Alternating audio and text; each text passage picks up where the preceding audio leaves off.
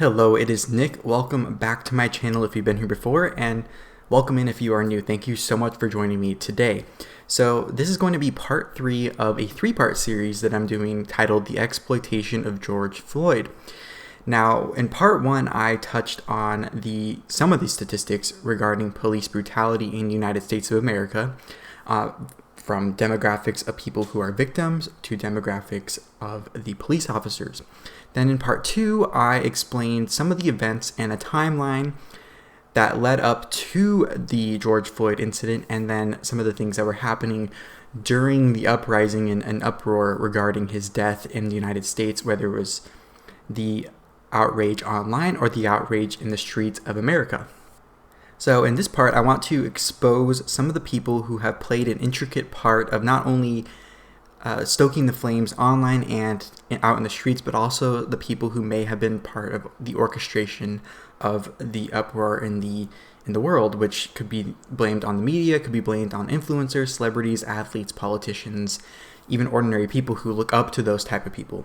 So initially, I thought I would give a whole video on examples that I've seen of people who maybe are taking this in the wrong way or using it in the wrong way instead of using it in the way I felt comfortable doing it, which was giving statistics and giving some solutions that have been proven to be effective, and then explaining maybe why it's happening, and then calling out people who are taking advantage of the situation and exploiting it, like I said.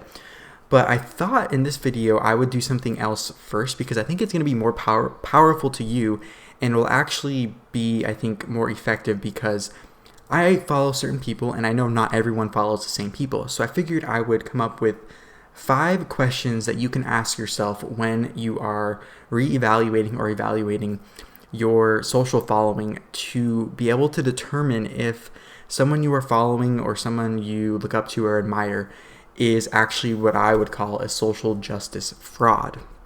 And then after I go through these 5 questions, I'm going to give 2 examples of people I follow that I was kind of disappointed in and really fall into the category of what I believe to be social justice fraud.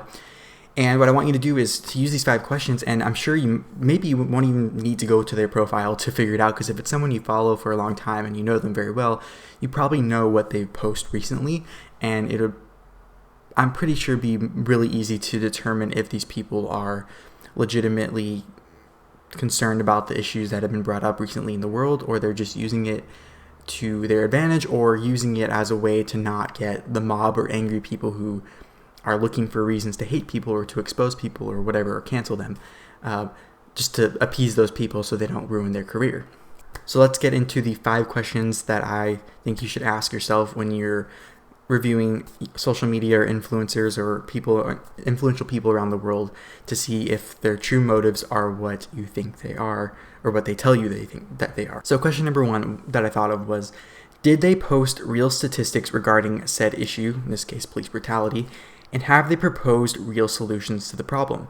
So in this case, when I think of this, I think of someone who's maybe posting about how Black people are disproportionately victims of crimes based on police officer involvement, but they're leaving out the statistics regarding the fact that minorities that are police are more likely to inflict that harm on other minorities. So that'd be one instance where maybe they're leaving out a little bit of something, but they're not really proposing solutions. I'll just tell you something right off the bat. Defunding the police is not the solution. I'll just say that right off the bat, because if we know what we know, police are most heavily called, or the most crime is happening in inner cities where diversity is present. So defunding the police probably not the best option, because then you're leaving people who are innocent as victims and no one to protect them. So there's one thing. So the second question that you should ask is, did they make it about themselves, or are they acting selflessly? So when I think of this, I think of business-wise. And that'll be kind of another question you should ask regarding business. But in this case, what I mean by this is, are they like all of a sudden selling t-shirts that kind of promote the cause and they're not really giving it to charity? Or did they post a selfie with them saying, I'm going to amplify Black voices, or whatever, melanin voices, whatever the hashtag was? Blackout Tuesday, or you know what I'm saying? Like they're drawing attention to themselves first and then trying to promote the cause, but really you could probably just promote the cause or just shut up at that point if it's actually making it worse to start speaking, right? So that was something I really kind of was thinking about. So the third question I said was, did they confess to their own racism, or have they been exposed for their past? Now, I'm going to end the whole video at the end with a comment about this, but when I think of this, I think of people who, on social media, I've been seeing tons of these videos everywhere, from small creators, big creators, whatever, where they're celebrities. There's a whole PSA about this, where they are saying, I take responsibility because I'm this color, I'm white, so I take responsibility. And I'm thinking to myself, I would never be part of that video because I know I'm not doing anything that's promoting or furthering racism, because I'm not a racist person.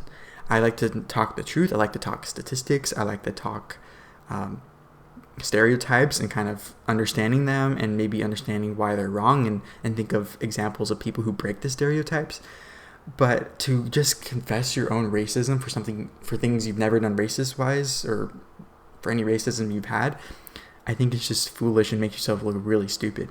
And so that's why I also put in this question, have they been exposed for their past? Because what we know is a lot of people who start preaching certain things, people start digging into their past and realize that maybe it's because they have a guilty conscience. I'll give an example of this later, of an influencer I follow who recently confessed to this kind of stuff, even though they kind of knew it was happening. I guess at this point, people didn't think their past would be brought up the way it is now, but that's kind of what you get when you start drawing attention to yourself. So I thought that was an interesting question that would really kind of expose people to what's really happening. And then the fourth question I asked was, are they using race as the justification for their actions and now consciously making business decisions based on race? An example of this that I saw in my own community actually was a fitness center, like yoga place, that I went to one time to kind of try it out. And I got an email during this whole thing from them saying that they are disgusted by what's happening in the country and they don't want to be part of the problem, they want to be part of the solution. So they are going to start switching over their vendors for a lot of the things that they buy in their place to Black-owned businesses. So a movement that's supposed to break down the systemic racism, quote unquote, that apparently has been rampant for decades, even though we see plenty of examples of a lot of different races succeeding. They're using race as their justification for changing their business model or changing their business plan. And so to me, that's like fighting fire with fire and only making that problem worse. So that was kind of an example I gave where someone's saying, oh, I'm going to start buying only from X race owned businesses, or I'm going to stop buying from this because they are this color, or whatever the case may be. So I think that's another question you should ask yourself regarding if these people really care about the cause. And so, okay, I guess that's number 5.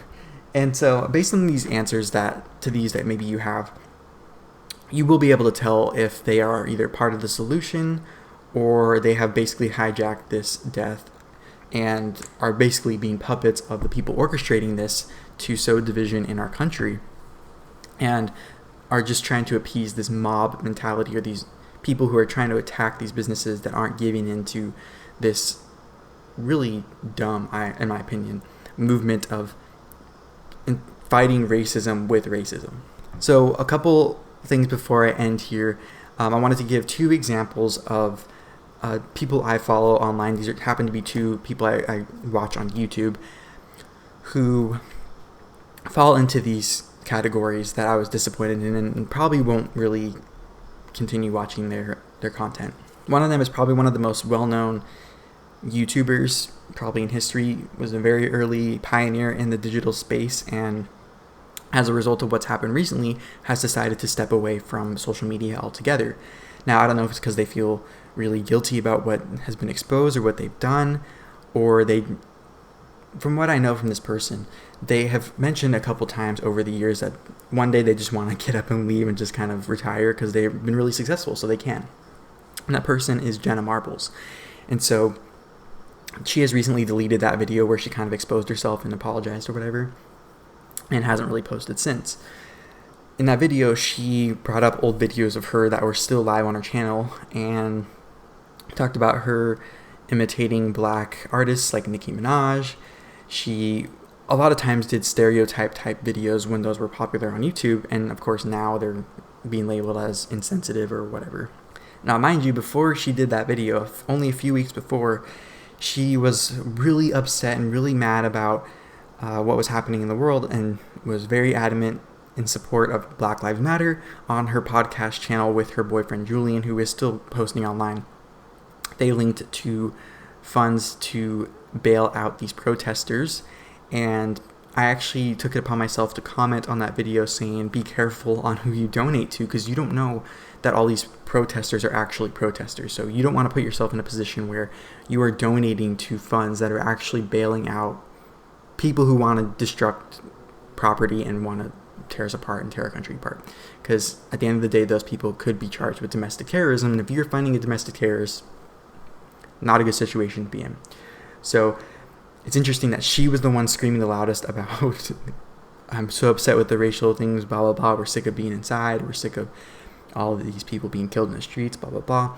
But then only a few weeks later, she is exposed as being the person who has been influential in and being a big part, not the biggest part, but a part of perpetuating these stereotypes, and is now facing the consequences, whether she self-inflicted it or not. So that was one example I saw. Second one is an anti-MLM YouTuber. If you don't know, I was part of an MLM. I'm going to be doing a video on how I got out recently. And so I was following a lot of anti-MLM YouTubers over the past year, really, and just keeping up with what they're doing because I think they're doing a lot of good work. This anti-MLM YouTuber, out of all the ones I watch, is the one that I disagree with on a personal level, political level, probably more than any of the other ones, because she's more outspoken, and her name is Savannah Marie. Now, this is not like a hit piece on her, but it's an example of what happens when mainstream media and social media is driving the conversation, and people are relying less and less on common sense and not looking at things as objectively as they used to. And in her case, she followed, because I watched her videos every week, from the coronavirus beginnings of that, where they're telling us to stay home and blah, blah, blah, to the George Floyd situation, and then back to coronavirus, COVID-19, whatever it's called. I saw like an exact pattern of starting with like the coronavirus and like guilting people into staying home and saying you're an idiot if you don't stay home, blah, blah, blah, blah, blah. No mention of masks or anything like that. And then when the George Floyd situation happened, posting about I'm going to amplify black voices, I'm not going to post on my channel, blah, blah, blah. Basically bringing attention to herself first and then passing it on to others. And then like the next week kind of posting back regular content, whatever. And then once that died down, the coronavirus thing came back up and was bashing people for not wearing masks on a post that was in tribute to one of her friends that just passed away from complications with COVID-19. And I completely believe that it's in her right to post a tribute to a friend that has passed away from COVID-19, which we know now is not really any deadlier than the common flu or a lot of other illnesses that you can catch or viruses that you can get. But in that post on her community tab of her channel, she had to get a little dig at people who aren't wearing masks in there, even though like 3 months ago masks weren't even on her radar. And then in the comments, people were bashing the mask comment of hers because, as you know, there's people who are on both sides of the fence as far as the mask mandates and effectiveness of masks. I have my own opinions on it. I've made videos on this channel about that. But she edited the post and saying, I can't believe anyone would have the audacity to comment under a post, especially this one about your opinions on masks. I'm going to delete comments and blah, blah, blah, blah, blah, blah. So I just thought it was the perfect example of gaslighting and is an example of what is happening for a lot of these influencers who are posting about these more social justice-y, more preachy, what people call virtue signaling posts, and then getting mad at people that have a different opinion from theirs. And so I just thought it was the perfect example of gaslighting. I didn't want to comment anything because honestly I didn't want to fan the flames. I knew she wasn't going to respond anyway because she said she was going to delete comments. But I just thought it was like, whoa, she literally gaslit her entire audience and then blamed it on them, which is what gaslighting is. So those were kind of two examples of people who I feel were,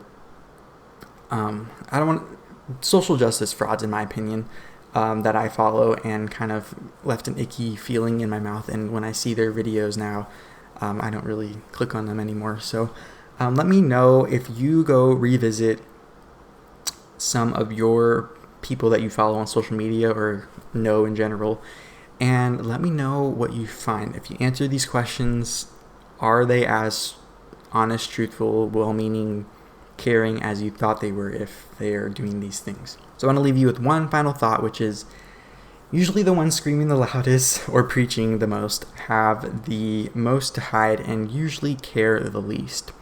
So with that said, make sure to subscribe to this channel and turn on post notifications if you haven't already.